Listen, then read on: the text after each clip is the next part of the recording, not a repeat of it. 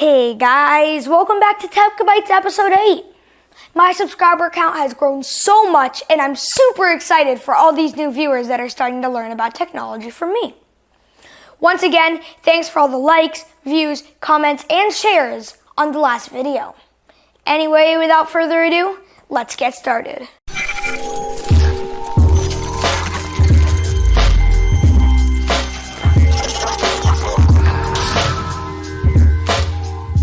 This first story comes from CNET, an American media website. They announced that Google has now opened pre-orders for the second Google Home Mini. I mean the first Nest Mini revision. Let me explain. Google actually changed the name because of their recent acquisition of Nest, the smart home company. Nest is very well known for their smart thermostats, and trust me, they're amazing. They also added a third microphone to the Nest Mini, and that's another one listening to you. There's another new feature called ultrasound technology. With this, you can hover your hand over the Nest Mini and it will show you the placement of the volume controls. They've also added a machine learning chip, a better bass-heavy speaker for improved listening experience, and there is now a hole in the back so you can hang it on the wall. This second article is really cool. It also comes from CNET. They reported that Google has developed a new mesh system as a follow-up to Google Wi-Fi. It's called Nest Wi-Fi. They changed the name for the same reason that they changed to Nest Mini. These products also have new features including 4x4 Wi-Fi, AC 2200, backwards compatibility, and one more interesting feature. They now have Google Assistant built in. I personally can't find any use for this, but I am excited to see what other people will do with it. All in all, I do think it's a pretty good system.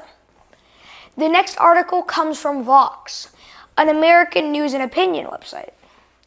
They reported that researchers from OpenAI made a robot powerful enough to solve a Rubik's Cube one-handed. They didn't code the robot with exact instructions to solve the puzzle. Instead, they actually gave it thousands of scenarios, and the robot learned how to solve the cube on its own. And thanks to very advanced machine learning, this robot can now solve any Rubik's Cube. But OpenAI didn't stop there. They put the robot through even harder tasks. They put rubber bands around the fingers trying to challenge the bot. They tried gloves, and after a few attempts, this machine learns, and then it still solves the puzzle. And I think this is an amazing technological advancement, and I'm very excited to see what they do with it. The fourth article comes from Business Insider, a general business news site. They reported that the Samsung Galaxy S10 and the Note 10 have a huge security flaw. If the phone has a screen protector on it, this flaw could allow anyone to unlock the phone with their finger. In other words, anybody could unlock your phone without a password. Samsung is aware of this issue, but they haven't updated the phones to fix the problem. If anyone is an S10 or Note user, try to update your phone as soon as possible. This is a big deal, guys. The fifth article comes from Digital Trends. They reported that Microsoft doesn't want people to update to KB4520062.